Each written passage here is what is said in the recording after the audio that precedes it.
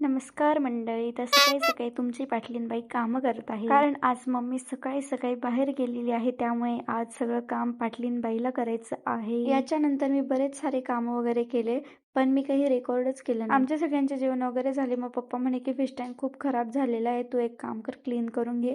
म्हणून मग पटापट तो क्लीन करायला घेतला. मी एकटीनेच जास्त कामं केले, ऋतुराजने तर काहीच कामं वगैरे केलेले नाहीये. तो फक्त मध्ये मध्ये टाइमपास करायला यायचा. नेहमी ना फिश टँक पप्पा साफ करता, कारण कसं तुटलं वगैरे ना काही तर त्यांच्याकडून तुटेल ना, आपल्याकडून तुटलं तर बिनकामचे फटके बसतील. ओके, आता नेक्स्ट काय बोलू हे सुचत नाहीये मला. काय बोलू यार मी तुमच्या सगळ्यांसोबत. ओके, तर मी तुमच्यासोबत काय काय शेअर करू मला ही तुम्ही कमेंट मध्ये सांगा. आपण तो वेगळा व्हिडिओ वगैरे बनवूया. हो, ज्यांनी चॅनल सबस्क्राईब केलं नसेल तर त्यांनी पटकन सबस्क्राईब करा. आपल्याला 10K सबस्क्रायबर कम्प्लीट करायचे माझ्या बर्थडे पर्यंत. तुम्हाला लक्षात आहे ना, मी मागच्या व्हिडिओत पण सांगितलं आणि प्रत्येक व्हिडिओत सांगितलं. तर आता मम्मी आणि मी आम्ही दोघं चाललेलो आहोत आमच्या जुन्या घरी. आणि मग ओरिओला पण म्हटलं की चल तू पण, तुला पण घेऊन चलतो. तर आम्ही तिकडे चाललेलो होतो, कारण लाडूला म्हणजेच मम्मीच्या मामाच्या मुलाला थोडंसं बरं नव्हतं, वॉमिटिंग वगैरे होत होतं. म्हणून मग आम्ही इकडे आलो त्याला भेटायला.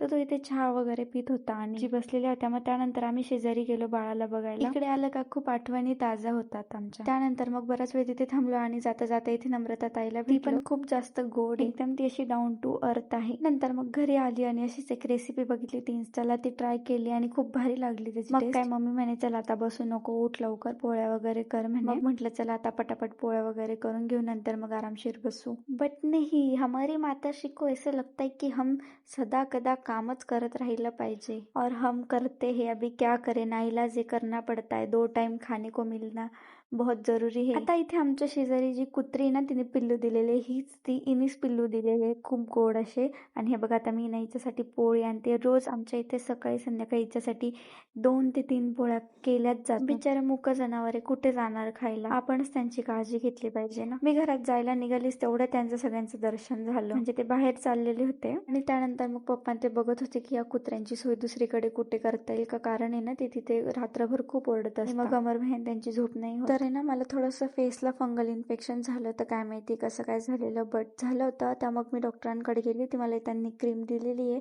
आता मी ती लावते. बऱ्यापैकी त्या क्रीमने फरक पडून गेला, एवढं तरी चांगलं झालं. आमच्या श्रद्धा मावशीला थोडंसं सामान पाहिजे होतं आमच्याकडून, त्यामुळे मग ती इथे आली होती आणि इथे ऋतुराजची तिची मस्ती चालू झाली. आम्ही चौघं सोबत असल्यावर मस्ती नाही होणार असं तर कधी होत नाही. तर असा होता आजचा माझा दिवस. भेटूया उद्याच्या व्लॉग मध्ये. Bye bye. Like comment share करायला विसरू नका.